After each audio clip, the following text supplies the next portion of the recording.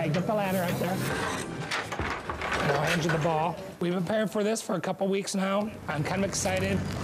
Bring the ball over to me. First ball drop in Iowa's getting hung right now. Hanging a New Year's Eve ball was a first in the Czech Village. Not everybody can afford to go to New York for New Year's.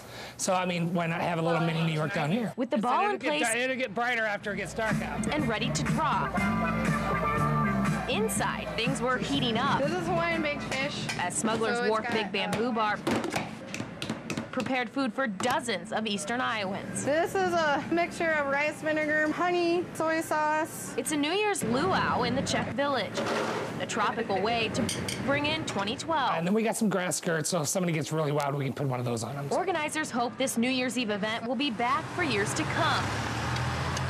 And they're already making plans for next year, a party that will involve all of the Czech Village. Next year, we're going to do it bigger and better, and hopefully we can drop the ball in the middle of the street and close the street off and make this a destination spot. In Cedar Rapids, Addison Speck, KCRG, TV 9 News.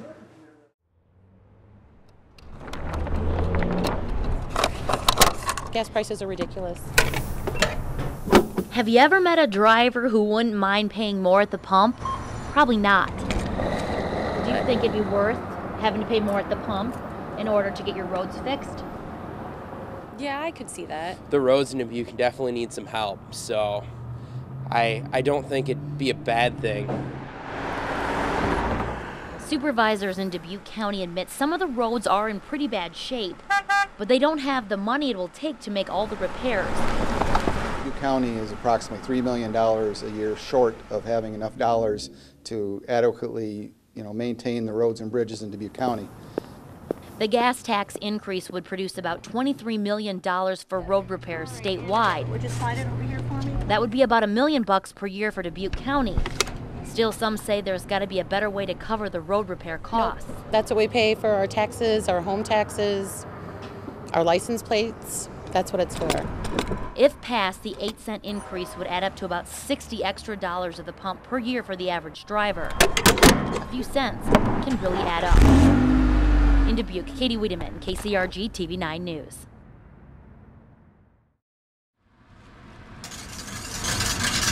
We're making some vegetable soup.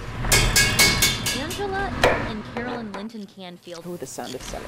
own a catering business called Life's a Feast. The recently married couple has been together for 14 years. They're also raising Angela's teenage daughters from a previous marriage.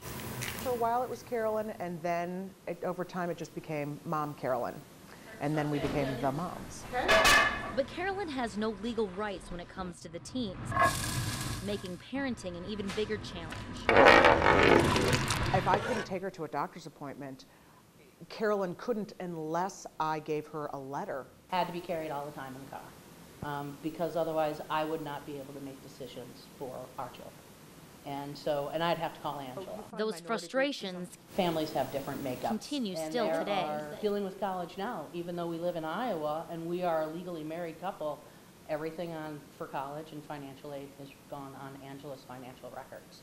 What they want people to understand is simple. We're not trying to do anything weird, strange, odd. We're just trying to raise our children and raise them to be good, loving, considerate human beings. As partners in work and life, they finish each other's sentences Live here. And more. and often evoke uncontrollable laughter. Right. and you're For these two, and you're, life really is a feast of love and happiness. but a lot of it was really started for parents who have kids with special needs. Don't like the ice. Iowa winters don't Okay, keep volunteer very Kay good. Graber from packing, loading, Okay. and delivering Meals on Wheels. Hi, Dawn. How are you this morning? A retiree, Good. Graber donates her days to others. Bye-bye. I'm so blessed to have good health and have some energy right now and some time. And so it's my privilege to give back. Where do we go next? Delivering food is barely a bite of Graber's full plate.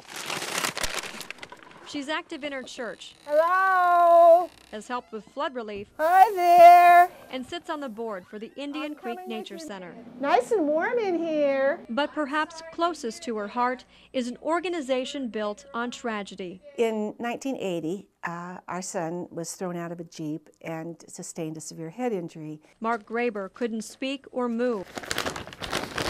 and his mother didn't have anywhere to turn for help. This is a picture actually from the Gazette that appeared in 1981, and so that made it possible for us to find other families. Other families coping with brain injuries. It just was so important to us.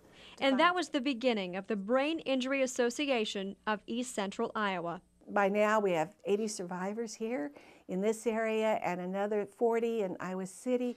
We have 4 support groups going. Graber lost her son a few years after the accident. I'm bringing in your meal. But she continues to help others. Every time I go to those meetings and get the hugs and interact with those folks, I just marvel at the courage that they have, and I just would love to make things better. As a legislative liaison, Graber hopes these postcards rally support across the state for brain injury victims. She says her time is a small price to pay for people who mean so much. And at first it starts out you're doing something for them, but before very long you're doing something with them. And they become friends, and it's a wonderful experience. In Cedar Rapids, Nicole Agee, KCRG TV 9 News.